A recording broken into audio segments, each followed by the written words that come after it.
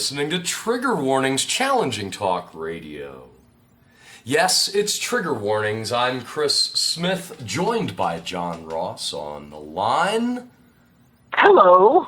We are here to destroy America, to save America, and we do that one program at a time, at our own pace, at our own timetable. Is that correct, John? I think we are not destroying it. I think we are enlightening America with the quiz. Don't you? Well, the fact that our listenership has not yet blossomed. No one's listening, and we're doing very salient and very immediately interesting things that I wonder how in 20 years history will look back and understand this. But that's all going to change with our new director of communication strategy, and I quote him from his appearance yesterday.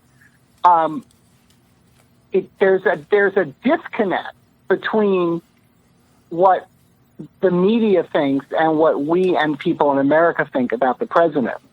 And because Anthony Scaramucci, he doesn't know it yet, but he is our new head of communication strategy. Okay. I don't think that's a problem. I think this is going to take off with Mooch at the helm.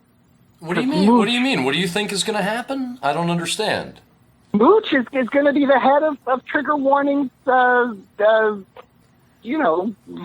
effort.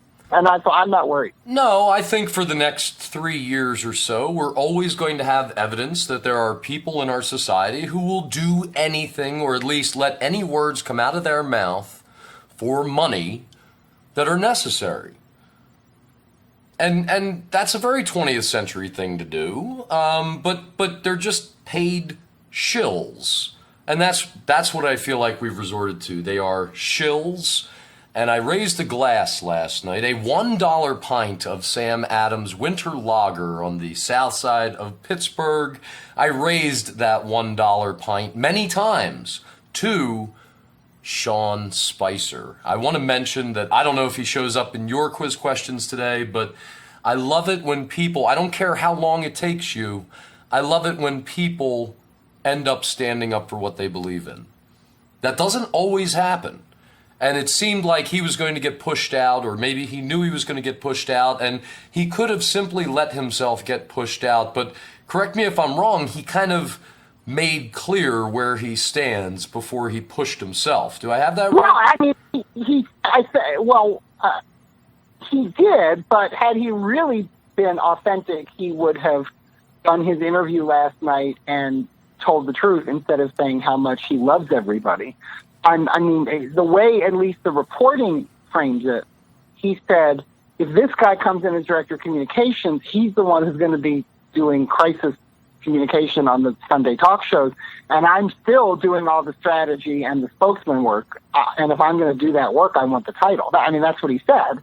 And so I see where you're going, and I think that we will come to miss him in some ways because he at least is a political professional, but I'm not sure that his behavior and standard can be held up to that of others, even in this, like the guy who just left from the ethics office, or the woman who was lined up to be second in command at the Pentagon and said, I can't serve this administration, and left, or Sally Yates, or Jim Comey. So I wouldn't put him in that level, in that family.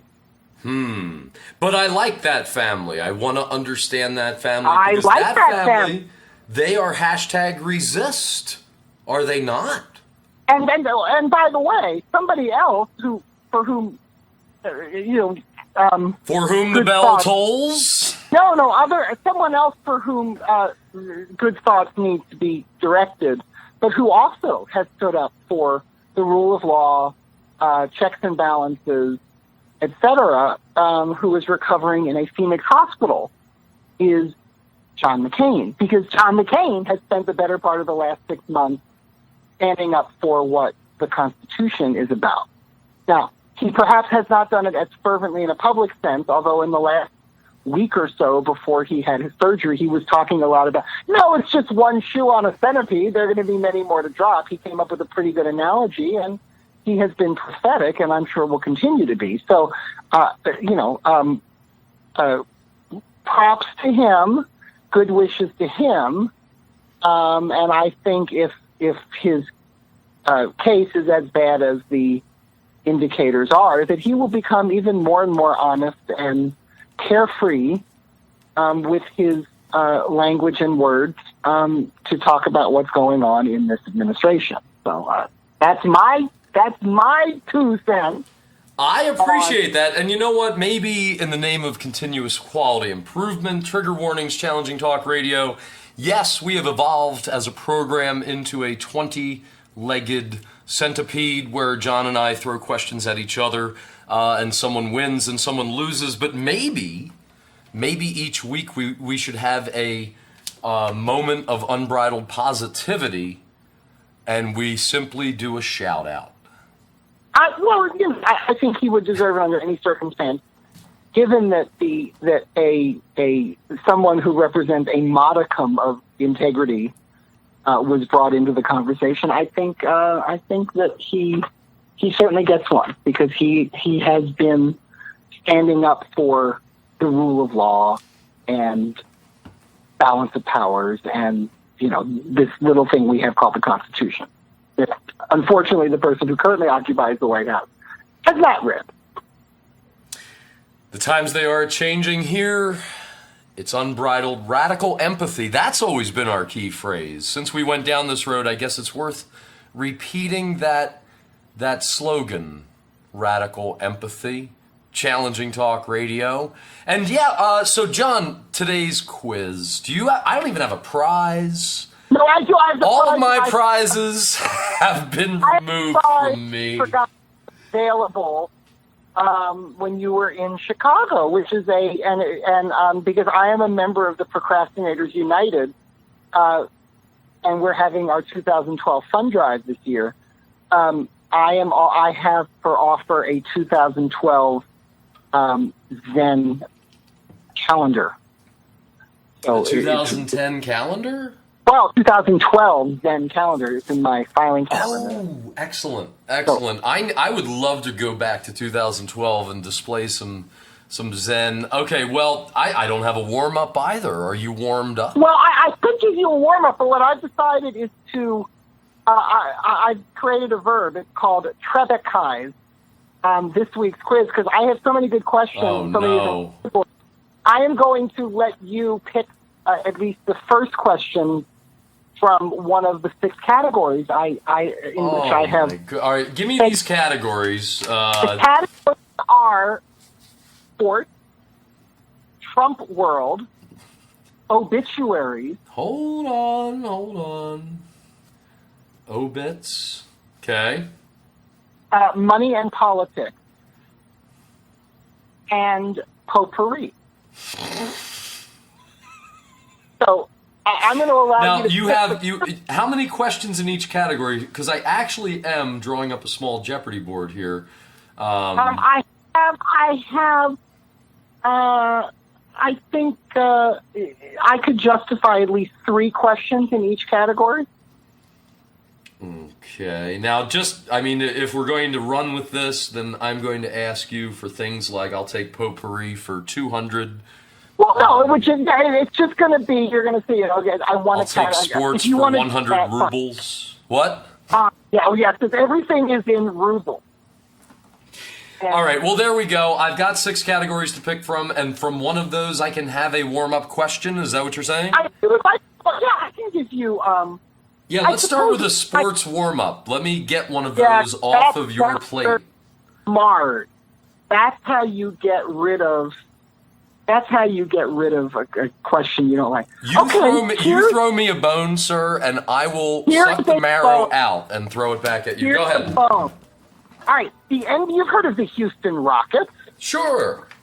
They're a basketball team. They're a very good basketball team. They're not quite at the top of the league, but they're a real threat. They are up for sale. And one of their legendary players is trying to put together an ownership group to buy the team, which is valued at $1.5 $1.5 billion. Which Hall of Famer ex-Rocket is trying to buy his former team?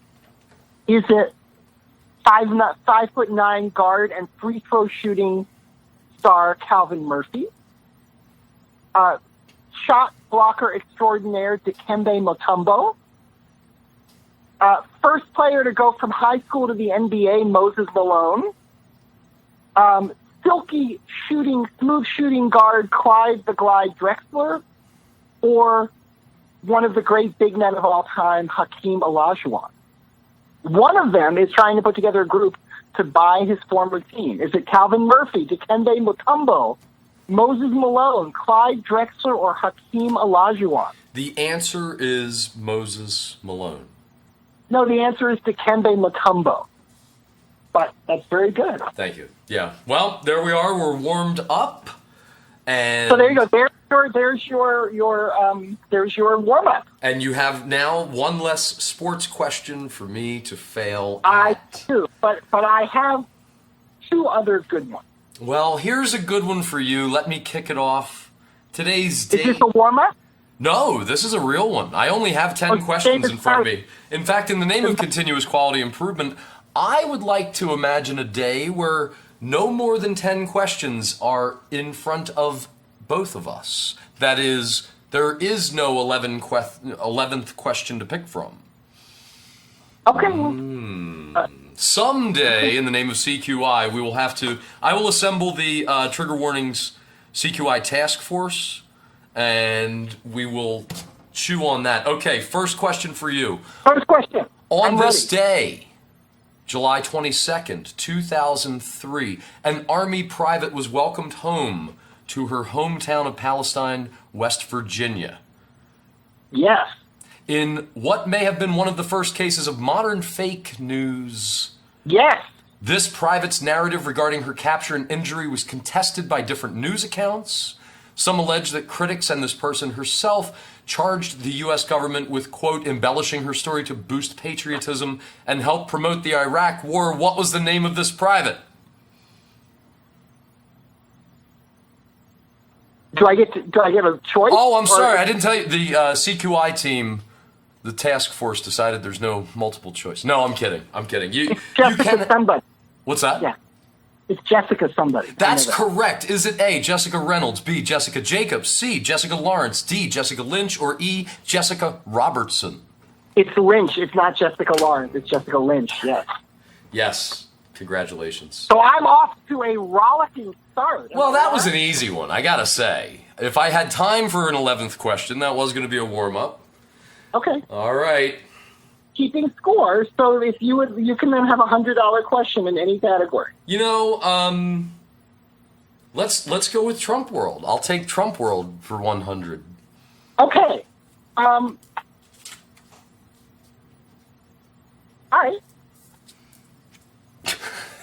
See, you've got too many choices to make on the fly here. I appreciate the strategy, but I think well, this one's fun, and it's something I've been saying for months. It's something I can't imagine, but which the Trumps clearly need is a dog. And it turns out that very, very few presidents, very few White House occupants have been petless. According to The Economist, and this came out just this week, President Baboon is the first occupant in many, many years not to have a furry friend living in the people's house.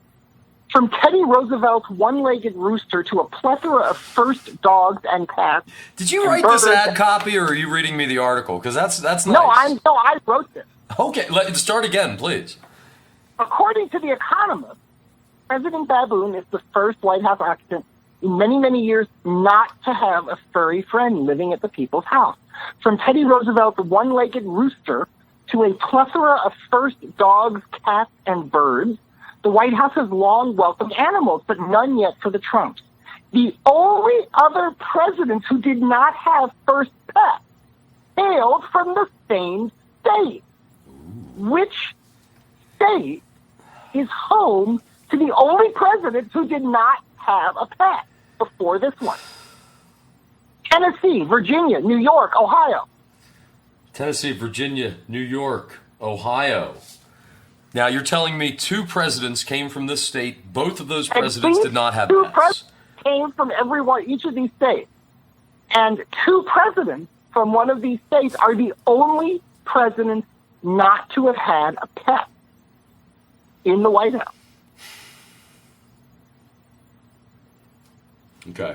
I'm not asking you to name the presidents or the pets they didn't own. No, I'm going to. I'm going to just for kicks here. Well, all right. Well, I'm thinking out loud. Ohio, President Kasich didn't. He's got a dog. New York. He looks like a dog guy. Yeah, he looks like a dog guy. Hillary's got. What pet does President Clinton too have?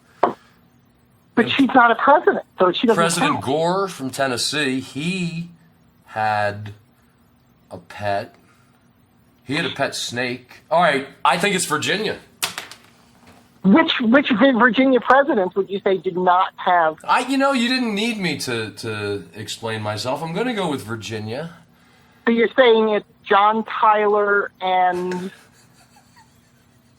Yeah. somebody else? No, it's Tennessee. It's Andrew Johnson and James K. Polk. Did not have any pets. I don't know what it is about Tennessee that its presidents don't have pets. Of course, Andrew Jackson's from Tennessee, and he had a pet. I think he had a pet Cherokee named Squaw. But, Whoa. Score- That's tough, man. That is really tough. It's presidential knowledge and history, and I was trying to make the joke that everything is fake news now. We had a President Gore, we had a President Hillary, we had whatever we want to have. Nate Cohn in 538 this morning actually wrote, here's the scenario under if President Clinton had gotten elected. And the methodology used is she just got 0.5% more of the vote in the 3 close states she lost.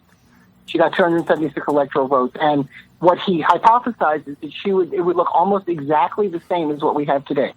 Approval ratings in the high 30s, nothing moving through Congress, constant accusations of scandal, the opposite side calling for impeachment and all that. Very interesting. Okay, top of the second. The score is Chicago 1. Where are you now? Pittsburgh 0. I'm in an undisclosed location. You're on an undisclosed location. I'm actually, I'm on the 7th floor of a hotel. I'm being held here voluntarily. You and Edward Snowden. Okay. On this day on this day, John, Godfrey of Bouillon was elected to be defender of the Holy Sepulchre of the Kingdom of Jerusalem. Some revisionist historians have noted this event to be the beginning of what in what year? Is it A, the beginning of the Ottoman Empire in 1299? B, the end of the Ming Dynasty in 399 AD? C, the end of the Crusades in 1199? Or D, the beginning of the Crusades in 1099? And that's Godfrey Bouillon? That's right, Godfrey of Bouillon. And he was elected what? Defender of the Holy Sepulchre of the Kingdom of Jerusalem.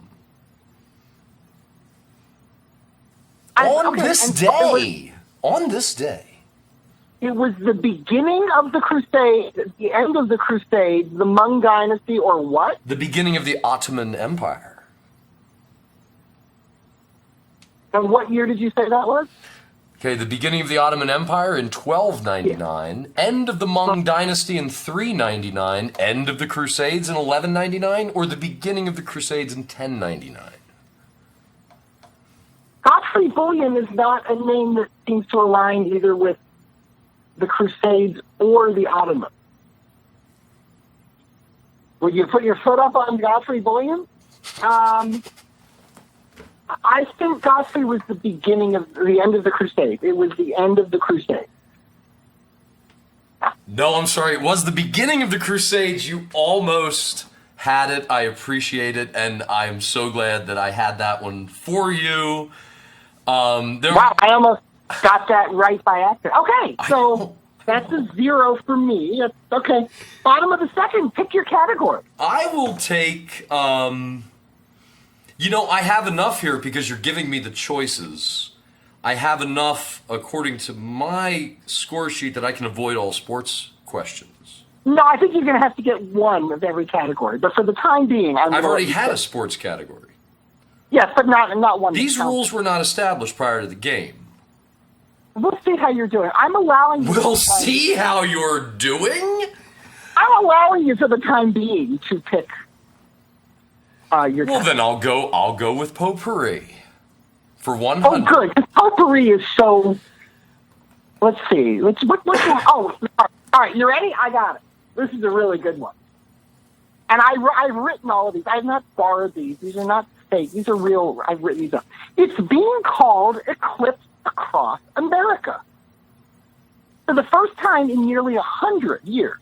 And for the last time for another 28 years, the sun will disappear behind the moon for a full 2 minutes on August 21 as it makes a journey across the United States on a path from Oregon to South Carolina, passing through 14 states along the way. If you live on or near a college campus, at which university would you want to be on August 21 to get the absolute best view of the event, about 2.5 minutes of eclipse totality? I know it's a great question. In one of those 14 states is a university at which you will have the absolute best view of the eclipse. Yes. Is it the University of Kentucky in Lexington, Clemson University in Clemson, South Carolina, Southern Illinois University in Carbondale, Creighton University in Omaha, Nebraska, or the University of Memphis? At one of those locations, you will have the best view of the event, the longest, what's called eclipse totality. You'll see for the longest time, about 2 minutes and 41 seconds to be exact, the eclipse. Which of those universities is the best place to be on August 21st? According to you? No, according to NASA. According to NASA? Why is NASA identifying the best college campuses? Well, NASA's not identifying the best colleges. NASA has identified the path of eclipse totality. Right.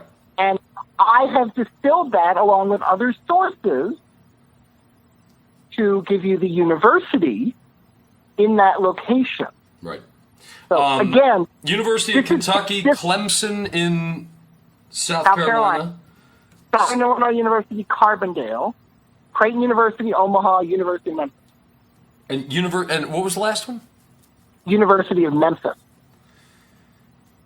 I believe it's Omaha, Nebraska. As in Creighton University? That's correct.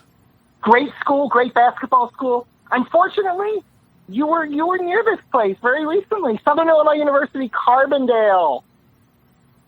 I was never in Southern Illinois. You were in Effingham, which is very close to Southern. Sorry, I don't. Oh, you weren't. Okay. Yes, as it turns out, there have been many articles about where to go to see the eclipse. The Chicago Tribune's travel section. I'm going to. This is very difficult. I've seen the line across the map. I know about the eclipse totality. I've got a friend who's driving out there, and I thought the farther west you went, the more totality you get. No, Carbondale, Illinois. People are converging from all over the country. Yes, I have been to Southern Illinois. I've been to Effingham. I've been everywhere, man. I've been everywhere. So so Carbondale, and believe me, there is nothing else, no other reason why in the peak of the summer doldrums you would want to be in Carbondale, Illinois, unless you had to go to school, which probably starts right around then. But yes, there have been many articles that have mentioned that Carbondale is supposed to be. I'm sorry. Don't be. That's fine. That's fine. Let's move on. Let's move on to human behavior and unsolicited advice. As the score remains, Chicago 1, undisclosed location 0. Colin Kaepernick was given some. Colin Kaepernick. He was given some unsolicited advice this week because he has yet to be signed, at least as of my last reading. That's right. Who gave him that advice and what was it? Was it A, Ted Nugent was quoted by TMZ as being overheard in an LA bar saying, quote, he needs to move to a country he loves? Was it B, public asshole Michael Vick telling Fox Sports he needs to, quote, just go clean cut? Was it C, Pat Robertson on a 700 Club broadcast saying, quote, there's only one reason a grown man should get down on his knees? Or D, that doesn't make any sense. Or D, San Francisco 49ers manager John Lynch, who said, quote, he needs to tone it down. John Lynch is the coach of the 49ers now? Is that Manager. Right? No, there are no managers in football. He's a coach. Coach. John Lynch is a kind of an old safety. Well, it sounds like something John Lynch would say, although I could definitely see Pat Robertson doing that. I like the Ted Nugent quote, but I don't think it's Ted Nugent.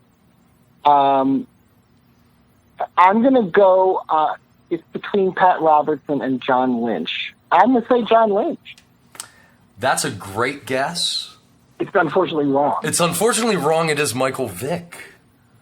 Oh, Michael Vick? Michael Vick said he needs to get a haircut and, quote, just go clean cut. Okay, that was a great question and excellent choices, and Michael Vick would have been the least likely choice. So that was And very a good. truly absurd and fictitious Pat Robertson quote. I would like to note That's a that great quote. the Ted Nugent quote, the Pat Robertson quote, and the John Lynch quote were all fiction. And, you know, when But it we was are like- directly quoting people, John, for our fictional answers, perhaps we should be more explicit in the name of promoting fake news. You know, these people didn't say those things. Though I could picture Pat Robertson saying such. All right. The only one really was Michael Vick, because getting a clean cut makes no sense. But hey, you know, that was excellent. Hats off to you. I'm Thank sorry, you. helmet. All right, pick your categories for the bottom of the third. Ooh, I will continue with, well, how about money and politics? Or politics and money? This one has there are a lot of questions that fit into this category. And I'm going to, hold on. Let me find.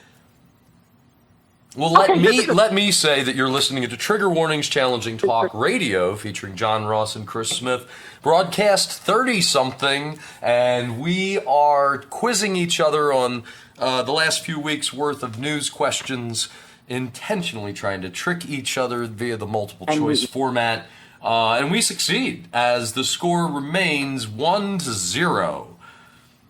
Right, free. And I would say, by the way, I could add a sixth category. I could pull out from my potpourri category a subcategory called entertainment, if you're interested in that. Oh, but right, do you want to change your? No. I'd like some money in politics, please. Money in politics. Okay, would you like an Illinois-oriented money in politics question, or just? No, I've had enough of Illinois right now.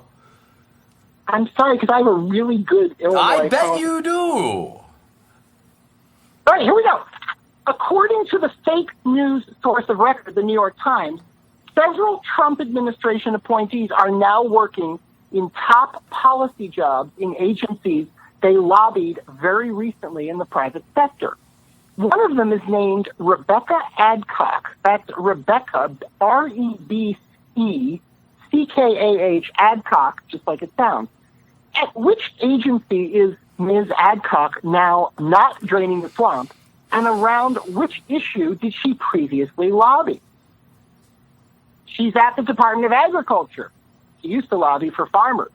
She's at the Department of Commerce. She used to lobby for whalers. She's at Homeland Security. She used to lobby for the security industry. She's at EPA. She lobbied for the energy industry. Or she's at Housing and Urban Development. She lobbied for the real estate industry. So she is at an agency in a top position where she used to lobby for an industry that is regulated by the agency. Is it Agriculture, Commerce, Homeland Security, EPA, Housing and Urban Development? Rebecca Adcock. And she was a lobbyist for farmers or a lobbyist for... Farmers, whalers, security industry, energy, real estate. Whalers, security, industry, energy, or real estate. I mean, when it comes to draining the swamp, you gotta go where the money is. And housing used to have money in it. Energy still has money in it. Whalers, I don't. It's that Department of Commerce. Yeah, no. Farmers, no. It's C. She is now at the Homeland Security. Yeah. That's a great guess. Unfortunately, this is the Department of Agriculture. She used to represent farmers. All right. Well, that was good. That was good. That was good. Well done. So I believe the bottom of the third. What is her position then at the Department of Ag? Is she director, deputy director? She's a deputy secretary or something. In fact, there was a whole article in the New York Times, and there were there are people from each of these industries at each of these agencies. I just picked Rebecca Adcock. Gotcha. There are 4 others. So, all right. So that's why that was a really, really tough one. Because this is happening none of them all is 5 made of up. those. Right. Yeah, none of them is made up. They're all real. I just didn't name the other people. Okay, so top of the 4th. It's still 1-0, as they say in football or soccer. All right, this is a good one. According to a Fox Business report this week, another major company is freezing employees' pension plans to make ends meet. Do you know which company offhand? This is not your quiz question. I don't know it offhand. No. Oh, it should have been your quiz question. UPS. Oh, really? Yeah, they announced that they will be freezing employees' pension plans in the name of making... In other words, it ups yours. Yeah. Okay. Yeah, making America great again. How many of the Fortune 100 companies have publicly announced such pension freezes? Is it A, under 20? B, 20 to 40? C, 40 to 60? Or D, over 60? No, it's under 20. It's not that many. I'm sorry, it's 38. Really? Yes. Wow. That's because we're making America great again, John, and we need to destroy America to save America. All right, well, I that was a great question because I didn't think that the Fortune 100... Okay, so bottom of the 4th. Let's repeat the categories because we pulled one out and we made it its own category. We have sports, Trump world, obituaries, money and politics, entertainment, and potpourri. Well, I'm really not doing well this week, so let's keep moving around categories. How about entertainment? Oh, I knew you were going with entertainment. I knew it. Which of these... I don't know. This is such a good one. Okay. And I have an entertainment question that's an See, the entertainment here is that you are wildly entertained by your own choosing of questions. I love this. Okay, here you go. Bill Graham, not Billy Graham, the evangelist, but Bill Graham. You know Bill Graham. I know Bill Graham. The legendary rock concert promoter who was, according to the famous Don McLean song, the man who said the music wouldn't play in American Pie, is the subject of a highly regarded museum exhibit in the Midwest.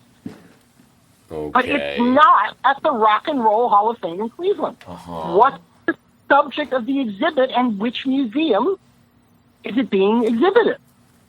Graham's diaries, drawings, and doodles about his years with the Rolling Stones are on display at the Milwaukee Museum of Art. B, an exhibit of posters, photos, and such denoting his long career is on display at the Illinois Holocaust Museum in Skokie. Graham was a child refugee of the Holocaust. C, photos of Graham with the Stones and others, including works photographed by Annie Leibovitz, are at the Detroit Museum of Contemporary Photography. Or D, Chicago's Museum of Contemporary Art is hosting a show called Bill Graham, Rock, Pop, and Pop Art, featuring work by Leroy Neiman, Peter Max, and others. There's an exhibit about Bill Graham in the Midwest, but it's not where you'd expect in Cleveland at the Rock and Roll Hall of Fame. Where is it? Milwaukee, Skokie, Detroit, Chicago. When it comes to Bill Graham, he was a concert promoter. He ran the Fillmore West in San Francisco, and then he opened the Fillmore East, right? He did, among many other things. Yes, the article's great. But those are the foundational. And when it comes to what concerts took place there, I mean, we have recordings, but the other piece of rhetoric that people would want to go see in a museum and have many times over are the posters. And I can imagine the Bill Graham poster collection. I think it's been published in some regard, but it's traveled the world. So let's see. The photos at the Detroit Museum of Photography, there's not enough photos to make it all about Bill Graham, unless we're talking about his photos. And he didn't consider himself a photographer, to my knowledge. Which museum in Chicago? Well, there are two. One of them is Bill Graham Rock, Pop, and Pop Art at the Chicago Museum of Contemporary Art. And then there's the Illinois Holocaust Museum in Skokie. Yeah, no, Chicago's seen the Bill Graham poster collection. I believe it is the Holocaust Museum in Skokie. That was just so good. It's a great question. Yes, it's at the Illinois Holocaust Museum. I really didn't know that. I'm very proud of myself. Thank you. He is the son of, he's a Holocaust child refugee. And so there it is. And I knew that. That's a great question. That was a great question. And the Rolling Stones, to my knowledge, never played the Fillmore East or West. They were too big for the Bill Graham britches at that point. And Bill Graham, he was an authentic dude, man. He was really cool. He was their manager, though. He promoted them. He was a promoter, but they never played his clubs. Okay. Wow. All right, so top of the fifth, we're 1-1 score. Oh, boy. The score is 1-1, huh? It is. Well, John, the sex dolls are coming. And They are. They are. And the UK's Daily Star. They're almost here. Oh, if only they could. Yes. I knew you would go somewhere with that, but yes, the sex dolls are coming, and the UK's Daily Star got an exclusive tour inside the major Chinese factory where the lifelike, responsive, interactive androids are being produced. According to Dr. Sergi Santos, a Barcelona-based doctor recruited by these Chinese inventors, the dolls will soon be available for purchase worldwide and will respond to touch. According to this article, how many dolls will this factory produce each year? Is it around 300? Around 3,000? Around 10,000? Or around 50, as each are customized according to customers' exacting specifications? What was the third one? 10,000? Around 300, 3,000, 10,000, or 50. Well, first of all, it's China. It's China, exactly. And I knew you would run with that. And the Barcelona-based doctor, there's another clue. If you're doing customized manufacturing, you don't need to go to China. If you're doing just a few hundred, you don't need to go to China. Or China! It's 10,000. And by the way, before you tell me that's the right answer, I just want you to know that when you give me these questions that have ranges and answers, I don't know if that's cool, but that's okay. It's 10,000. Well, no, the UK's Daily Star went there, wrote this article, got the world exclusive as to the production and manufacturer, and so what number was cited in that article? 300, 3,000, 10,000, or 50? 10,000. The answer is 3,000. Okay. I hope this is the last numerology question. Well, wait, and the only reason the last question, and yes, it was a rare thing for me to give you a range under 20 to 40, we were talking about the Fortune 100. So out of that definitive crowd. No, that's a very good question. It's a very good question. Okay, that is a failure for me. We go to the bottom of the fifth. I'm going to... Wait, I'm sorry. That was not a failure. That was a lack of success. A lack of success. So I am now telling you that your next question is going to Sports. be... You want to get them. No. It's going to be an obit question, but you can choose an obit question from entertainment or other. Wait a minute. Say that again? I have multiple obit questions. You can choose an obit question from the world of entertainment or from elsewhere. Well, where else is there to be but entertainment? So does that mean you want Yes. you want a dead? I don't question? think anything can exist anymore without I'm here to entertain you. So let me entertain you. Yes, entertainment-based obituary question, Dr. Trebek. We are approaching the 40-year anniversary of the release of Animal House. And while we've already lost several principals in the film, including co-writer Harold Ramis and Senator John Blutarsky, to that great Delta house in the sky, just recently we lost one of the supporting cast. The actor who played which supporting character recently died? Marmalade, Niedermeyer, Hoover, Otter, Mandy Pepperidge. Oh, dude. Actor who played one of those great supporting characters recently passed. This is tough. How recently? Month? Week? About 2 or 3 weeks, yeah. Marmalade, Niedermeyer, Hoover, Otter, Mandy Pepperidge. The answer is Mandy Pepperin. The answer is Otter. Stephen Durst died, and Stephen Durst actually had a pretty prominent career in and out of entertainment. He produced, he directed, he acted, he led a fairly normal, productive life. I'm sorry, dude. I can't. R.I.P. Otter. I can't. I don't know what to say. Come on, that's a great question. It's a little in the weeds, man. I know Animal House. I've seen it a dozen times, but honestly, I don't know if I retained the imagery of the supporting cast to the extent you have. Marmalade was the aide-de-camp to Niedermeyer, right? Niedermeyer rode the horse, right? Hoover was the tall, dorky guy who was head of the fraternity, head of Delta House. Otter was the fat, dorky recruit, right? And Mandy Pepperidge was the girlfriend of the girl who was with she was the girlfriend of Marmalade. She was the friend of the girlfriend of Marmalade. Marmalade was the head of student government. Niedermeyer was the head of the ROTC, Hoover, Otter. It's a great question. That is a great question. I appreciate that. The score remains 1-1. Obit, by the way. I just want you to know that. You know what? I have another entertainment obit question that I could ask. All right. But it's my turn to answer. That's right. Now, according to an article... You don't do death questions. I love death questions. According to an article... I don't do death questions. You're right. You're right. Death is not a question, John. Oh,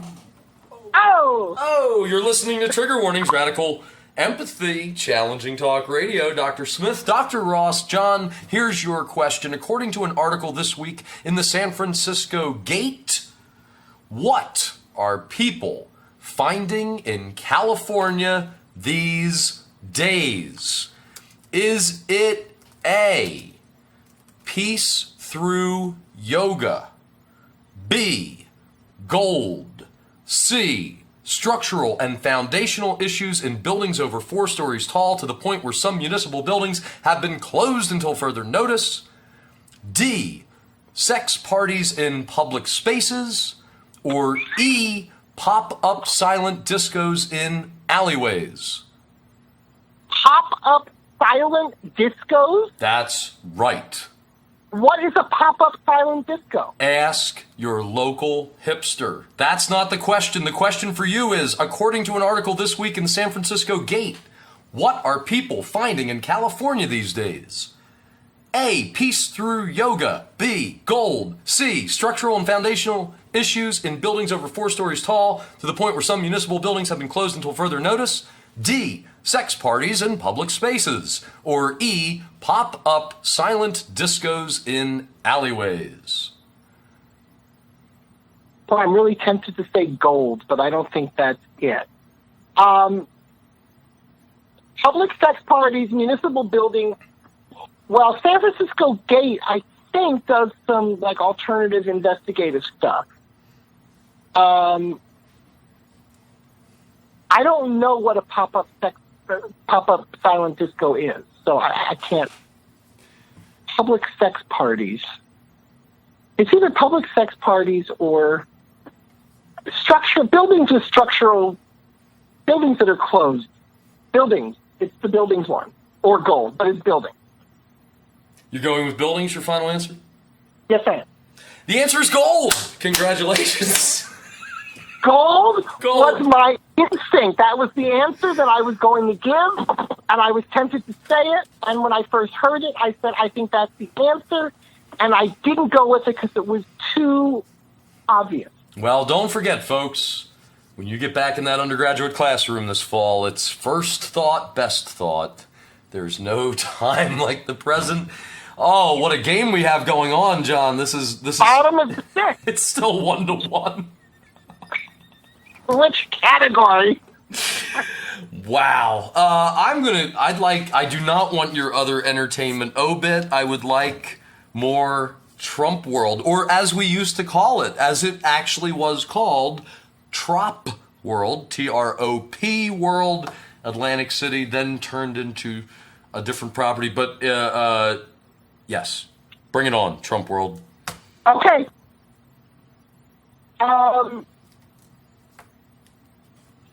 We're 6 months into the Trump administration. I can do that. 6 years? How long has it been? And we've realized that without even a close second, he has the lowest favorability rating among presidents, and including Nixon, with an average of about 38% in the current polls. However, he does not have. He's not been in office long enough for the data to be in place to have an average favorability rating high and low. So he is not included in this question. Of the previous 8 What presidents... was that preamble? Of the previous 8 presidents, including Nixon, whose favorability rating, whose low favorability rate, on average, was the highest? In other words, the average low favorability rating is the least low. Got it? Least low average. Least low average. It's actually least average low favorability rate. Oh, you just stop already. Bring it on. In other words, which president since Nixon, When they were unpopular, they were the least unpopular of all. the least unpopular on average? Right, exactly. Reagan, Bush 1, Bush 2, Obama, Clinton. Reagan, Bush 1, Bush 2, or Clinton or Obama? Clinton or Obama, yeah. Where was this? Do I get anything like? This is the Presidential Polling Project, which aggregates and averages historical polls, and so it's like 538 does the average, the average of the 538 or the whatever. So it looks on all the polls. It measured favorability, unfavorability. It looked at the low points for all of those presidents and took the average of them to come up with this number and the question on which this is based. Did they write an article about this number this week, or did you? Yeah, there go was digging? something in Politico, I think, about this. I read it just this morning. Okay, Politico reported on Politico the or finding of this Axios. number. I read so many of these things. I could have it mixed up, but it's one of those, Axios or Politico. It's Obama. It's Obama. Is that your answer? Is that your final answer? That's my answer. Are you sure it's my answer? Yeah. It is Obama. Obama has the highest low average approval rating at 38%. So you are now no longer getting choices category. Top of the 7. You lead 2-1. Get Thank ready you. for sports.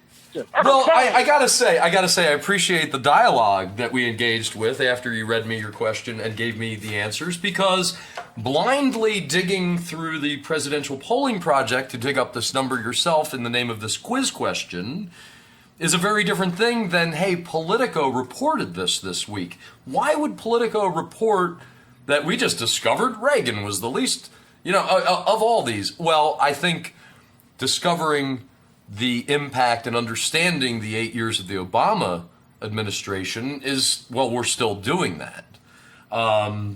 So that's where my reasoning went. Oh my. Yeah, it's excellent. I haven't won anything in a long time. So I you're shared with you last week, as you recall, my methodology for coming up with these questions. I told you I read and I tear out newspaper articles and send myself electronic copies of things and put them in a folder. And from those, I develop my question because I think this would be a really interesting subject on which to develop a question. now. So, The CQI, the trigger warning CQI task force. I'm just now receiving a memo on my fax machine that they would like the next question to be a 2-part question. You have to get both the actual question and the bonus question correct in order to score the point. I am going to deny them that. And I just got a concomitant memo. Concomitant? I'm sorry, contemporaneous memo. I received a contemporaneous communication from the Department of Continuous Quality, and that says not only have you shared with us in your own stead, but now publicly through the broadcast your methodology, that we are nominating you for a Baldrige Quality Award. So I am being nominated for a Baldrige Quality Award for my methodology for developing trigger warnings question category candidates. Oh, well, congratulations on your And I think I deserve it. because recognition. There is a method to my madness, and there's certainly a madness to my method. Top of the 7. I am behind. That's what she said. Excuse me. According to an article published this week in The Intercept, 43 U.S. senators from both political parties voiced support for a bill introduced that would do what? A. Outlaw political speech that supports a boycott against Israel. B. Outlaw political speech that supports any foreign government that is not an ally of the United States. C. Outlaw political speech that supports secession of any state in the Union. Or D. Outlaw political speech that criticizes the administration's policies on Israel. 43 U.S. senators from 2 different political parties, according to this article published this week in The Intercept, 43 voiced support for this bill. Does this bill try to outlaw political speech that supports a boycott against Israel, outlaw political speech that supports any foreign government that is not an ally of the U.S., C, outlaw political speech that supports secession of any state in the Union, or D, outlaw political speech that criticizes the administration's policies on Israel? Well, the only one that could conceivably be bipartisan is the first one. So I'm going to guess the first one. You are correct. Mm. 43. Good question. Good question. Now, your bonus question, what is the proposed penalty for such speech? Is it A, minimum civil penalty of $250,000 and a maximum criminal penalty of $1 million and 20 years in prison? Is it B, recognition of violators as enemy combatants and therefore penalties will differ? Is it C, a criminal penalty of $10,000 and 5 years in prison? Or D, lawmakers could not agree on a penalty? Yeah, it doesn't sound like a bill. It sounds like a resolution, which is why the last answer is probably right. What's the last one? It's not. It's the minimum civil penalty of $250,000, a maximum criminal penalty of $1 million, and 20 years in prison. Well, that has about as much chance of being ratified as constitutional as I have of being Miss America. Are we not beyond constitutionality? 43 senators have supported this, and the phrase that bothers me is outlaw political speech. The issue matters less to me than the fact that 43 senators see it as important that we outlaw political speech. It does not sound like a bill. It sounds more like a resolution. Okay, I agree. Bill, check The Intercept. Yes, that fake news comes. I'm getting my fake news from across the pond these days. Apparently. You know what? I'm going to give you a fun potpourri question, and you might know this. This is certainly up your alley. So wait a minute. The score is tied. On that It's grim 2-1. note, we have gone. No, it was 2-1, but you just got that. 2-2. 2-2, bottom of the seventh. Are you ready? Oh. According to the Washington Post, within weeks, this South American country will become the first nation anywhere in the world to, quote, regulate every facet of marijuana's life cycle from tiny seed to smoky haze. Soon, pot will be available at the government-mandated price of $1.30 per gram under full legalization, production, sale, and consumption of cannabis in this country that already has legalized prostitution. Which country is it? Do you know this offhand? I'm pretty sure it's Uruguay. Paraguay, Uruguay, Chile, Peru, Guyana. Yeah, Uruguay. I should not have given you that question. I should have known, but you would know that. Yeah, I would know that. It's on my short list, buddy. All right. Okay. Moving on. Now you're question next time. There's no, okay, top of the eighth. Top of the eighth, and somebody just took the lead again. Score is now 3-2 with undisclosed location, one ahead of Chicago. Let's stick with things that come out, the category of things that come out of the ground. To curb the growing problem with invasive species of plants, an article in the Orange County, California Register this week featured a self-proclaimed, quote, cultural alchemist. He proposed that residents do what with invasive species of plants? A, burn them. B, eat them. C, learn to love them and stop calling them invasive. Or D, ward them away using spells and incantations. A cultural alchemist? That's that right. The Orange County Register in California interviewed a, quote, cultural alchemist who said, I've got humanity's answer for dealing with invasive species of plants. Did he say we should A, burn them, B, eat them, C, learn to love them and stop calling them invasive, or D, ward them away using spells and incantations?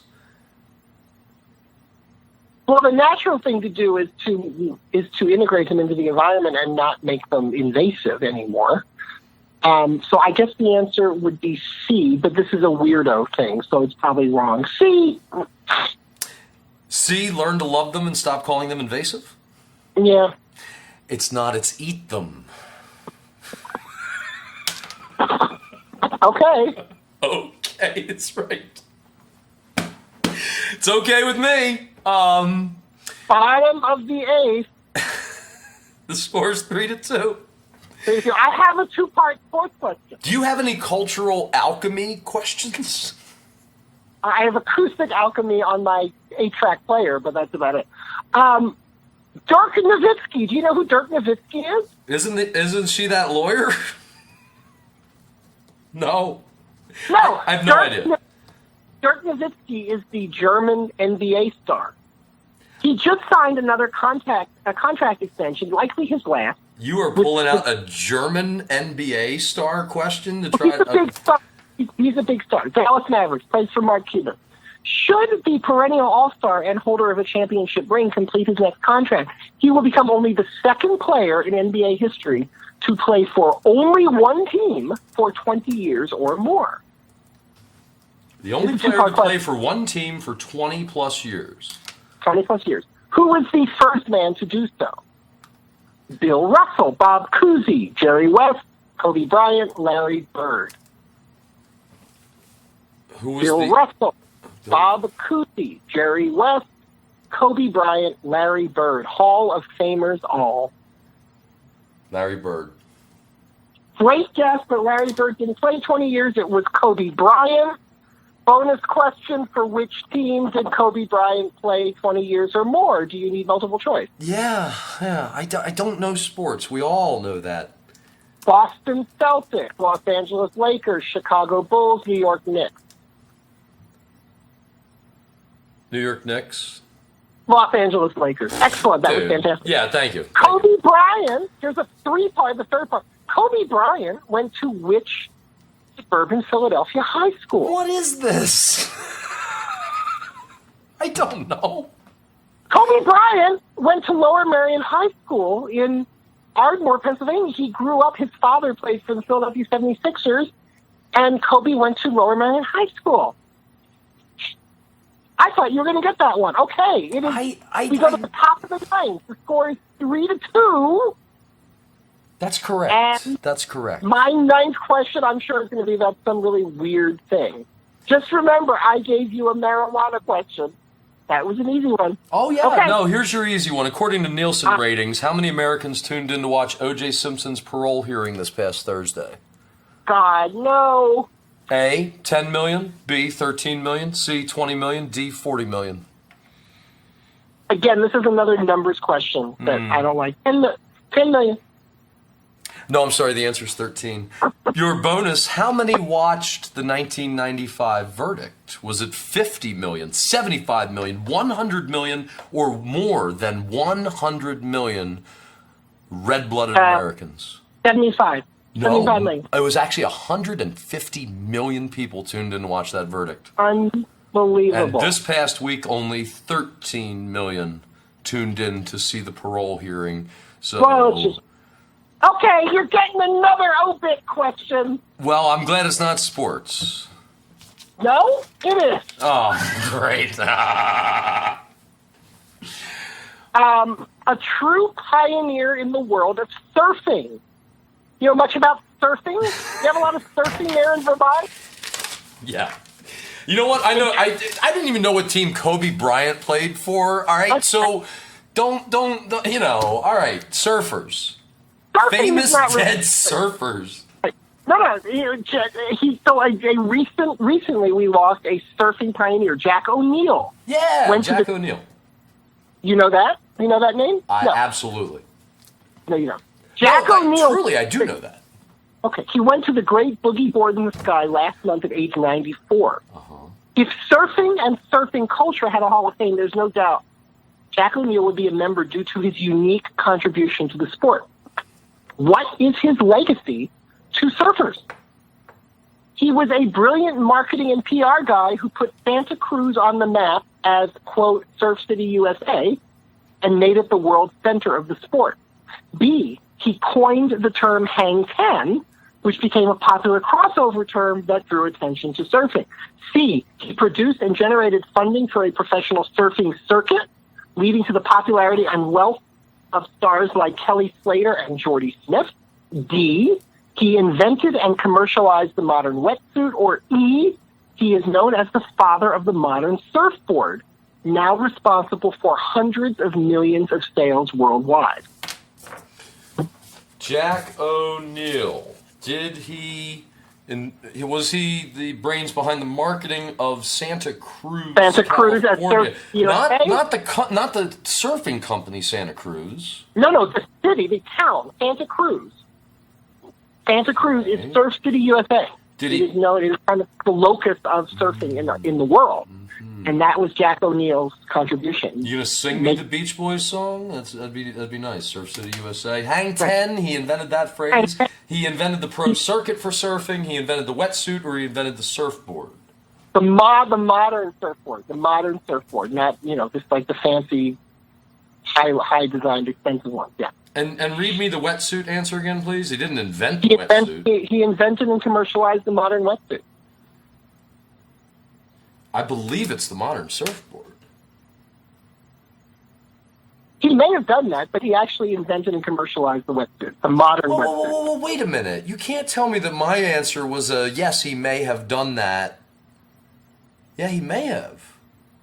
That was not your answer? I thought it was your answer. You had certainty in your answer. Well, until you give me uncertainty in the confirmation that I'm wrong. Art, would you like a substitute question? I would actually appreciate. I think that what we just had here is a failure to communicate.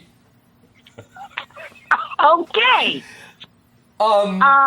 Yeah, well, I mean, because honestly, I was pretty sure it was the wetsuit, but then I thought the surfboard because I've seen the name O'Neill on many things, and here's another dead question. Here's another dead person question. This is from the world of entertainment. Academy Award winner Martin Landau died this week. Oh yes. You thought it was going to be a George Romero question, but it's not. It's Martin Landau. He died after an illustrious career that featured an Oscar for playing sci-fi legend Bela Lugosi in Ed Wood, and years as the heavy on Mission Impossible. And he also, in Mission Impossible, starred alongside his wife, Barbara Bain. Did you know that? However, yes, it did. He turned down a big role in another sci-fi classic that might have set his career along a different path. What was the role he didn't take? So he did very well playing a sci-fi character in a non-sci-fi movie, and he won an Academy Award for it. But he turned down the role of another character in a sci-fi role that could have set his career on a different path. Which character and film did he not accept? Dr. Dave Bowman, played by Keir Dullea in 2001: A Space Odyssey. Dr. Zaius, played by Maurice Evans in the original Planet of the Apes. Mr. Spock, played by Leonard Nimoy in Star Trek. Roy Neary, played by Richard Dreyfuss in Close Encounters of the Third Kind. Or Dr. Michaels, played by Donald Pleasence in Fantastic Voyage. One of those roles was tailor-made for Martin Landau, but he turned it down. Which role? I gave you the role and the actor who took the part, either. Yes, you did. Yes, you did. Dr. Dave Bowman, 2001: Space Odyssey. Dr. Zaius, Planet of the Apes. Mr. Spock, Star Trek. Roy Neary, Close Encounters of the Third Kind. Dr. Michaels, Fantastic Voyage. I'm going to go with... Right, Martin Landau, Mission Impossible, which was on for a long time. And I'm thinking about the time that was on television and how I might, because I'm not exactly sure. These are all good answers. Fantastic Voyage and Star Trek likely began while he was still on Mission Impossible. I'm thinking out loud, and perhaps I'm far, far off. Others listening to this broadcast, decades from now, they may be looking at IMDb as I'm thinking out loud. I certainly did. Exactly. But I'm going to eliminate Star Trek and Fantastic Voyage. Dr. Zaius really comes to mind, but that's because the Simpsons parody song has always stuck with me. 2001 is an interesting answer because that central character in 2001 really has some dramatic stuff, and most of it is, staring into the abyss. I'm going to go with Close Encounters of the Third Kind. That's the only sci-fi film I like.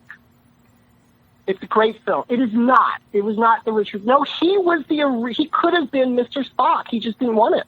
Wow. He said he didn't want to play a role without a character who had no emotion. Wow. Yes.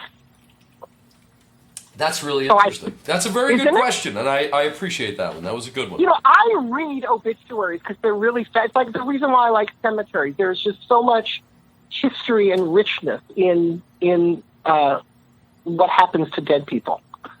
So I believe you're 0 for 3 on the obituary questions today. But I have to get this last one right to keep the game alive. That's right. The score is 3-2. And I must appreciate, thank you for cutting me that break, and we simply dismiss that entire faux pas that was Jack O'Neill, R.I.P., and his legacy in the surfing world. Would you have guessed the wetsuit? It sounded like you were veering away from the wetsuit. I I don't know. I don't know enough to tell you. Yeah, I know either. I read again. You can In the words of the great Condoleezza Rice, I do not remember. All right, so let's go on. I must say that because I'm old school and I read actual real newspapers. You don't really get good obits unless you read newspapers because you really can go anyway. So again, the old school Luddite here does come up with really interesting questions that come from obits that are torn out of the newspaper. That's correct. So here, and this does come torn out of a digital newspaper. Did you know that Uber just established a major facility here in Pittsburgh, Pennsylvania? Yes, I will disclose that's where I am. They've just built this giant thing because they are trying to perfect the self-driving car. Get ready for that. Now, I knew that. According to I bet you're going to know this. According to an article published this week in the Wall Street Journal, what country is becoming the headquarters for the development of the autonomous unmanned watercraft? Oh, God. Is it Sweden, Norway, Denmark, or Germany? Oh, God. Wow, Well, this is kind of for the game, isn't it? Well, it's for me to say. My first instinct, before you even gave me multiple choice, was to go with Sweden. So while I'm not confident it's the right answer, I think Sweden has enough of an industrial base and certainly enough water to play with that it makes sense as an answer. So I'm going to go with my first answer. And because my first instinct, and given that my last first instinct was gold, and that the primary color of the Swedish flag is also gold, I'm going with Sweden. Well, Sweden may have enough water to play with, as you put it, to become the headquarters for the development of the autonomous unmanned watercraft. However, the answer is Norway. It's Norway. Oh, John, what a scene. What a scene. And check out that Wall Street Journal this week. I'm still waiting for the article on Google and its private scholarly research on whatever. All right, well, you've won. Would you like what amounts to a bonus question? Yes. You've But won? I would like you to make up one funny but possibly true answer that you do not have written down. You can make it up on the spot. You can have a minute here as I do a station identification. This is Trigger Warnings Challenging Talk Radio. Radical empathy at its core. Dr. John Ross in Chicago. Dr. Chris Smith here in Pittsburgh, headed north. I already made up funny answers. Oh, well, you mean like a really funny answer? I mean like a really funny answer. And okay. Yes, so we have succeeded with 20 questions, 10 for each of each other. The final score this week is 3-2, and John now has a bonus funny question for me. Okay. Well, no, I have a bonus question with 4 fake news answers and a clear, made-up, funny fake news answer. And it bridges. Can you believe that there's a connection between the big hit Wonder Woman and the Trump administration? Yeah. This is serious. I know. There's a connection. Yes, the Wonder Woman is, quote, in really good shape, as President Lelane might say. But a top administration official had a significant role in bringing the Glamazon blockbuster to the big screen this summer. I'm sorry, did you just say Glamazon? Glamazon, yes. Did you make that up? Where did you get that word? I'm really good at this. Who is the administration official, and what is his or her role in the film's production? This one has 6 possible choices. You can figure out. Well, one of them is the on-the-spot made-up funny answer. Good. A, President Stephen Bannon got dibs on the Wonder Woman franchise many years ago while he was producing Seinfeld and made more than a few bucks as one of its producers. B, soon-to-be White House Communications Director Anthony Scaramucci did some of the personal training and dressed up as the Robin Wright character in some of the early shots because he likes hanging around smart women. C, Small Business Administration head Linda McMahon devoted extensive resources of the World Wrestling Entertainment Company she and hubby Vince run, including wrestlers and those who teach wrestlers how to pull off some of the dangerous moves that modeled what Wonder Woman and others do in the film. C, Treasury Secretary Steven Mnuchin, the recently remarried Steven Mnuchin, he of many Hollywood contacts tied to his real estate business, has a production credit. He formerly served as chairman of a production company that funded the film Avatar, among others.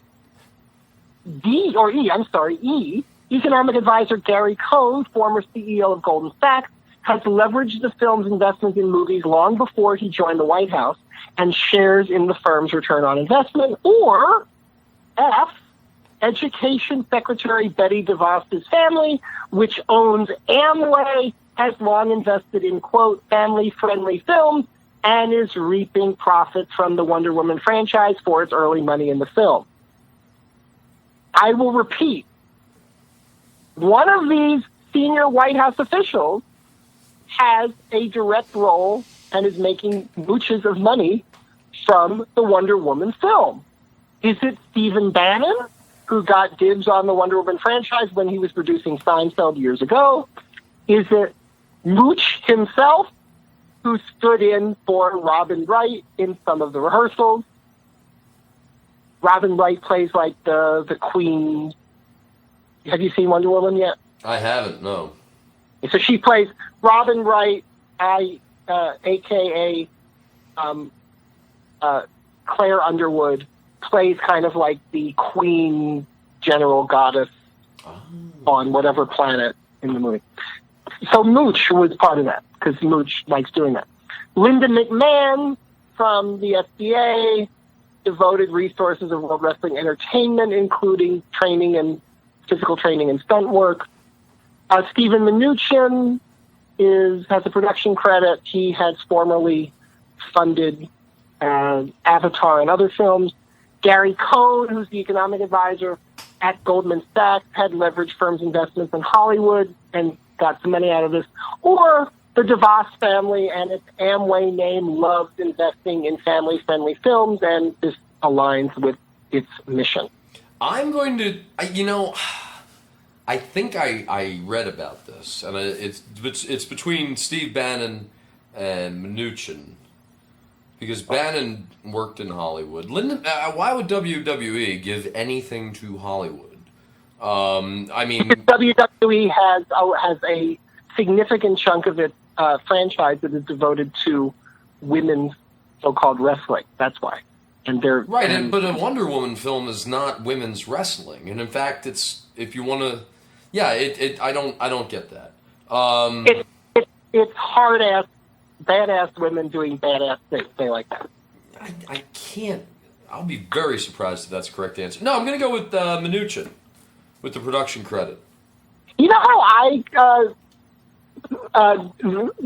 actually looked at the credits while I was watching the film, because I didn't think the film was all that great.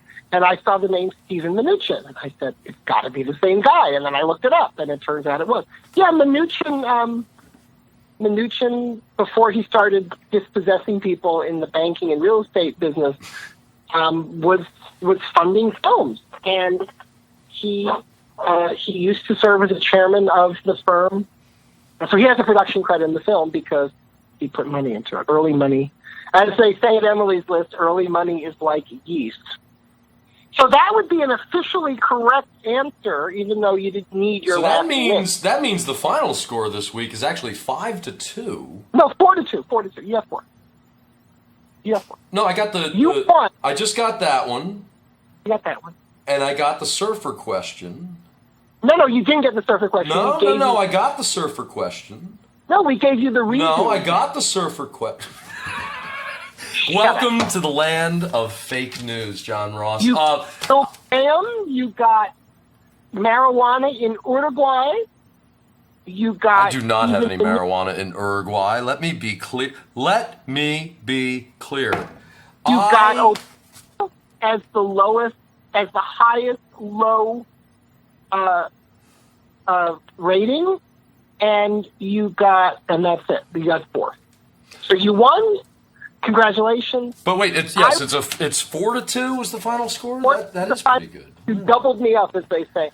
And you will be receiving, once I get around to it, the 2012 Zen calendar. So, well, wonderful.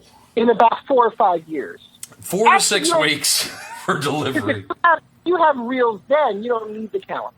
Apparently. I mean, I'm very pleased with myself. Let's end with humility and banjo and say, John, thank you again for a wonderful broadcast. Yes, you too. I still have 11 questions left for next year. I would like to say that those should be utilized in a way different. I mean, some of them are going to age out. No, they won't age. No. Can you incentivize the retirement of any of those questions?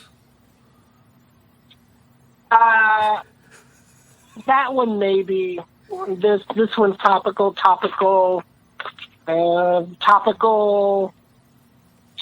because she just died yesterday. Always topical. All right. Well, don't worry, folks. Next time you listen to this, I think it'll be topical. By the way, yes. That's part of my Baldrige Award nomination, is that I not only do research and information gathering for questions, but I develop questions that are topical yet have a shelf life of a few weeks. That's part of my Malcolm Baldrige Quality Award nomination from the Office of CQI at Trigger Warnings, that I have questions whose shelf life matches their their information gathering and research, production, testing, and demonstration. I see. Well, what I really appreciate is we are all barreling towards the massive totality that none of us have ever seen, and you've learned something today about where to be on that line of totality so that you can have the best view as what else is going to happen, John, besides the moon covering the sun. But are you not headed back to Southern Illinois sometime around that eclipse?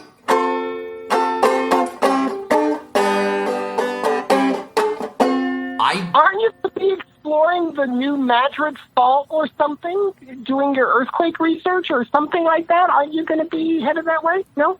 I don't know. I know that on August 21st, there is a lot going on, and I hope everybody gets a great view of the totality that is a-comin'. And next week on Trigger Warnings, more of the fun that we're going to have. See y'all later!